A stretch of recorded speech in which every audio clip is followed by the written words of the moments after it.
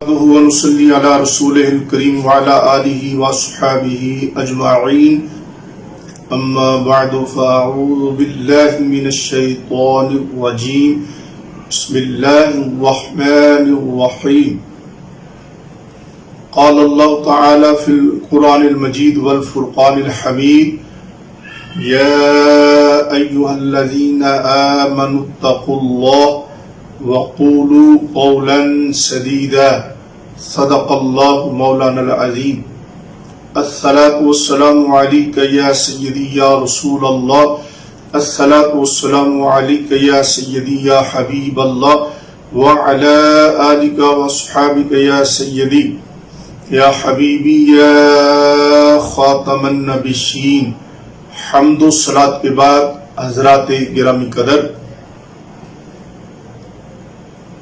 میرے بیٹے مولانا محمد شاہد صاحب نے اللہ تعالیٰ عمر دراز فرمائے، انہوں نے جناب انجینئر محمد علی صاحب کا ایک کلپ مجھے سنایا جس میں انہوں نے صراحتاً حضرت سیدنا خضر علیہ السلام کی حیات طیبہ کا انکار کیا کہ وہ حیات نہیں ہے بلکہ طبی موت سے ان کی وفات ہو چکی ہے، اور یہ بھی اظہار کیا کہ صوفیاء کرام اولیاء کرام کو جو خضر علیہ السلام ملتے ہیں معاذ اللہ کہ وہ شیطان ہوتا ہے جو خضر علیہ السلام کی صورت میں ان کے سامنے ظاہر ہوتا ہے، اور یہ بھی اظہار کیا کہ اس بارے میں صحیح تو درکنار کوئی ضعیف حدیث بھی ان کی زندگی پر موجود نہیں ہے کہ حضرت خضر علیہ السلام تو تھے پیغمبر کیونکہ وہ موسیٰ علیہ السلام کے استاد تھے، آپ کے کیس میں وہ زندہ ہیں، آج تک زندہ ہیں، قیامت تک زندہ رہیں گے، تو نبی علیہ السلام کے ساتھ غزوہ بدر میں کہیں شامل ہوئے ہیں تو مجھے کوئی ضعیف روایت بتائیں، صحیح نہیں میں مانگتا، بہت بڑا چیلنج دے رہا ہوں، کوئی ضعیف ہی بتا دیں۔ غزوہ احد میں آئے ہوں، صلح حدیبیہ میں جب نبی علیہ السلام شہادت عثمان کے بدلے کے لیے جو افواہ مشہور ہو گئی تھی صحابہ سے بیعت لے رہے تھے، اس وقت آ کے انہوں نے بیعت کی ہو کہ یا رسول اللہ قرآن میں میری تو نبوت لگنے لگی ہے اسٹیک پہ، کیونکہ قرآن میں آیا تھا کہ جب نبی آئے گا اس کی مدد بھی کرنی ہے، اس کا ساتھ بھی دینا ہے، تو یا رسول اللہ یہ لے میں آپ کے ہاتھ پہ بیعت کرتا ہوں اور میں آپ کے ساتھ قاتلین عثمان سے بدلہ لوں گا، میں جو ہوں شہدائے بدر کا بدلہ لوں گا، میں شہدائے احد کا۔ کوئی ضعیف روایت آج تک تسی سنی؟ تسی کدے سنی ہوئے ممبراں تو؟ ایڈی جعلی گل ہے کہ ضعیف ہی نہیں ہے، ورنہ کبھی نہ کبھی تو ممبر سے سن لی ہوتی کہ حضرت خضر آئے سن۔ تو سر خضر کی نبوت نہ آپ چھنوائیں، اگر وہ تھے بھی تو وہ آئے تو کوئی نہیں ہے، اصل میں وہ تھے ہی نہیں، وہ اپنی طبعی موت مار چکے۔ یہ بالکل جھوٹا اور جعلی عقیدہ ہے، اور اس میں یہ دھونس لگانا کہ ابن حجر اسقلانی کا عقیدہ ہے، فلانے کا عقیدہ ہے، اور میرے بھائی آپ لوگ اتنے بڑے بڑے، ہم تو کہتے ہیں امام جناب انجینئر صاحب، اتنا بڑا دعویٰ آپ نے کیسے کر دیا؟ کیا آپ نے تمام مروی احادیث مبارکہ پڑھ لی ہے؟ ابھی تک تو تمام کتب حدیث مکمل چھپ بھی نہیں سکی، باوجود اس کے کہ سینکڑوں کتب حدیث چھپ چکی ہیں، لیکن ابھی بے شمار لائبریریوں میں بے شمار مخطوطات پڑے ہیں جن کی ابھی تک چھپنے کی باری نہیں آئی۔ تو کیا آپ نے تمام احادیث مبارکہ پڑھ لی ہیں؟ اور آپ نے جو کہا ہے کہ وہ حضرت خضر علیہ السلام وصال کر چکے ہیں، تو آپ نے یہ بات اپنی طرف سے یوں ہی بیان فرمائی ہے، چاہیے تو تھا کہ آپ کوئی صریحاً حدیث پاک بیان کرتے کہ جس میں ان کے وفات کا ذکر ہوتا، تو پھر تو آپ کی بات لائق التفات تھی، لیکن آپ نے بغیر کسی دلیل کے اپنی طرف سے قیاسی طور پر یہ بات کہی کہ طبی طور پر ان کی موت ہو چکی ہے، اور ساتھ آپ نے یہ فرمایا کہ میں بہت بڑا چیلنج دے رہا ہوں کہ صحیح نہیں کوئی ضعیف حدیثی دکھا دے کہ خضر علیہ السلام کی زندگی پر جو حدیث دلالت کرتی۔ جناب انجینئر صاحب، پہلی بات یہ ہے ہم اس بات پر مصر نہیں ہیں. شیطان کے شر سے اللہ تعالی ہم سب کو محفوظ رکھے. یقیناً شیطان انسان کا کھلا دشمن ہے. یقیناً شیطان بزرگوں کے روپ میں کئی لوگوں کو ملتا ہوگا اور انہیں گمراہ کرنے کی کوشش کرتا ہوگا اور کہتا ہوگا کہ میں فلاں بزرگ ہوں. لیکن اس سے یہ کیسے ثابت ہو گیا کہ حضرت خضر علیہ السلام جو اللہ کے نبی ہیں وہ کسی سے ملاقات نہیں فرماتے یا نہیں فرما سکتے، یا ان کی زندگی کا آپ نے اس سے کیسے آپ نے انکار اخذ کر لیا؟ بات یہ ہے کہ اس موضوع پر احادیث موجود ہیں. میں یہ سمجھتا ہوں کہ آپ نے یہ اتنا بڑا چیلنج اس لیے دیا ہے کہ کیونکہ آپ نے یقیناً یہ احادیث مبارکہ نہیں پڑھی ہوں گی، آپ کی نظر سے نہیں گزری ہوں گی. یہ میرے پاس حدیث کی مشہور و معروف کتاب ہے کنز الامال شریف، کنز الامال فی سنن الاقوال والافعال. یہ سید علی متقی جو امام اجل اور امام کبیر سید علی متقی علیہ الرحمہ کی یہ تعریف ہے. اصل میں حضرت امام جلال الدین سیوطی رحمۃ اللہ کی 3 کتابوں کا یہ مجموعہ ہے. ان کی حدیث کی کتاب جامع صغیر، ان کی حدیث کی کتاب جامع کبیر اور زیادات. امام سیوطی علیہ الرحمہ نے ان تینوں کتابوں کو فقہی ابواب پر مرتب نہیں فرمایا تھا. امام سید علی متقی علیہ الرحمہ نے امت مسلمہ پر یہ احسان فرمایا کہ انہوں نے امام سیوطی علیہ الرحمہ کی ان 3 کتابوں کو فقہی ابواب پر ترتیب دے دیا. یعنی جو حدیث وضو کی تھی وہ وضو کے باب میں نقل فرمائی، جو حدیث غسل کی تھی وہ غسل کے باب میں تعریف فرمائی، علی حاضر قیاس کہ جس حدیث کا جس باب سے تعلق تھا اس حدیث کو اسی باب میں انہوں نے ترتیب دے دیا. تو امام جلال الدین سیوطی علیہ الرحمہ جامع صغیر، جامع کبیر، ان کے خطبہ میں یہ بات ارشاد فرماتے ہیں کہ میں اپنی ان تصانیف میں کوئی موضوع حدیث بیان نہیں کروں گا. اور سید علی متقی علیہ الرحمہ کا بھی کنز الامال شریف میں یہی طریقہ کار ہے کہ جہاں پر ان کی نظر میں جو روایت ضعیف ہو یا موضوع ہو تو وہ اس پر کلام کرتے ہیں. جو بندہ کنز الامال شریف کا مطالعہ کرنے والا ہے اس پر یہ بات واضح ہے کہ امام سید علی متقی علیہ الرحمہ جہاں پر انہیں اختلاف ہوتا ہے وہاں پر وہ وضاحت کرتے ہیں کہ یہ روایت ضعیف ہے یا موضوع ہے، یا اس میں فلاں راوی ضعیف ہے یا اس پر فلاں جرح ہے.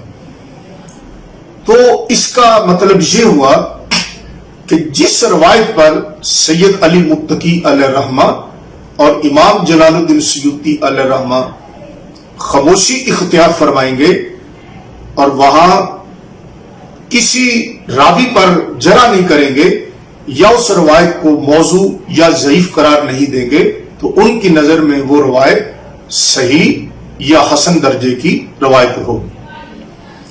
تو یہ کنز الامال میرے پاس ہے. یہ ملتان کا ایک ادارہ نشر السنہ ملتان کا غیر مقلدین کا ایک ادارہ ہے. انہوں نے اس کتاب کو طبع کیا اور اس کا جلد 7واں ہے اور 7ویں جلد میں 2 جز ہیں 13 اور 14. اس کا جز نمبر جو 14 ہے اس میں صفحہ نمبر 7 پر حدیث کا نمبر ہے 37,832 اور اس میں انہوں نے حضرت خضر علیہ السلام کا اوپر نام بھی جلی حروف میں لکھا ہے کہ الخضر رضی اللہ تعالی عنہ. تو انہوں نے پوری سند کے ساتھ یہ حدیث بیان کی اور آگے روایت کرتے ہیں محمد بن منقدر جو تابعی ہیں وہ فرماتے ہیں قال بینما عمر بن الخطاب یصلی علی جنازۃ کہ حضرت عمر بن خطاب رضی اللہ تعالی عنہ ایک جنازہ پر نماز پڑھنے والے تھے. اذا بحاتف یحتف من خلفہ اچانک آپ کے پیچھے سے کسی نے آواز دی لا تسبقنا بالصلاۃ یرحمک اللہ کہ اے عمر فاروق رضی اللہ تعالی عنہ ہمیں نماز جنازہ پڑھنے سے پیچھے نہ رہنے دو اللہ تم پر رحمت فرمائے. فانتظرہ حتی لحق بالصف حضرت عمر فاروق رضی اللہ تعالی عنہ نے اس بندے کا انتظار فرمایا حتیٰ کہ وہ صف میں شامل ہو گیا. فکبر عمر وکبر معہ الرجل تو حضرت عمر فاروق رضی اللہ تعالیٰ عنہ نے جنازہ پڑھانا شروع کیا. آپ نے تکبیر فرمائی اور اس بندے نے بھی ساتھ تکبیر کہی. فقال الحاتف ان تعذبه فكثيرا عصاك وان تغفر له فقيرا فان تغفر له فقير الى رحمتك. اس حاتف نے یہ کہا کہ اے اللہ اگر تو اس کو عذاب کرے تو تیرے کثیر بندے گناہگار بھی ہیں اور اگر تو اس کی مغفرت فرما دے تو اے اللہ یہ تیرے در کا فقیر ہے محتاج ہے. فنظر عمر واصحابہ الی الرجل اس بندے کو حضرت عمر فاروق رضی اللہ تعالی عنہ نے بھی دیکھا اور دیگر اصحاب نے بھی اس بندے کو دیکھا. فنظر عمر واصحابہ الی الرجل وہ بندہ جو حضرت عمر فاروق رضی اللہ تعالیٰ عنہ کو پیچھے سے آواز دے رہا تھا کہ اے عمر فاروق مجھے بھی جنازے میں شامل ہو جانے دو اللہ تم پہ رحمت فرما. اس بندے کو حضرت عمر فاروق نے بھی دیکھا اور آپ کے باقی ساتھیوں نے بھی دیکھا. فلما دفن المیت جب میت کو دفن کر دیا گیا وصور الرجل علیہ من تراب القبر سور الرجل علیہ من تراب القبر اس بندے پر جب اس کی قبر کی مٹی برابر کر دی گئی قال طوبی لک یا صاحب القبر تو اس بندے نے کہا جس بندے کو حضرت عمر اور حضرت دیگر اصحاب نے دیکھا یا صاحب القبر طوبی لک یا صاحب القبر اے صاحب قبر تیرے لیے مبارک ہے اگر تو عریف نہیں ہے خازن نہیں ہے تو کاتب نہیں ہے اگر تو شرطیہ نہیں ہے. قال عمر حضرت عمر رضی اللہ تعالی عنہ نے فرمایا خذول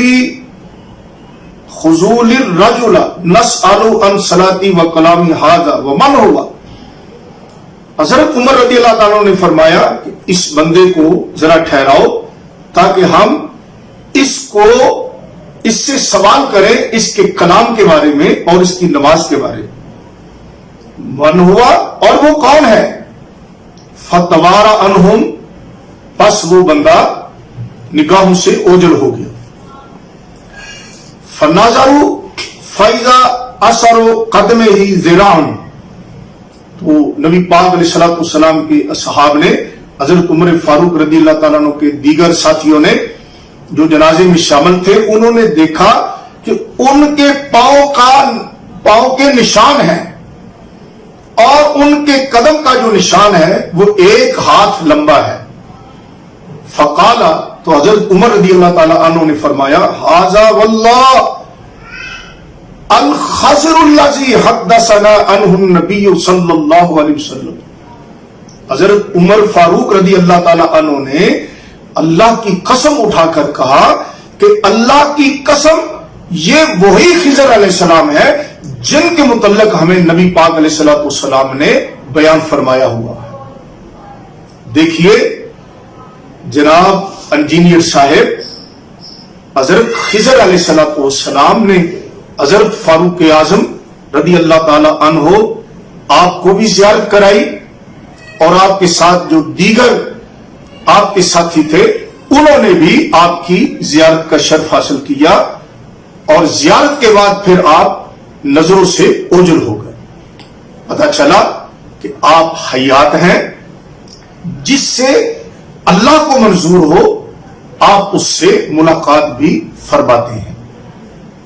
तो ये मैंने आपकी खिदमत में एक हदीस पेश की है और अगर आप मुतालबा फरमाएंगे तो इंशाअल्लाह मेरे पास और हदीस भी इस मौजू पर मौजूद है।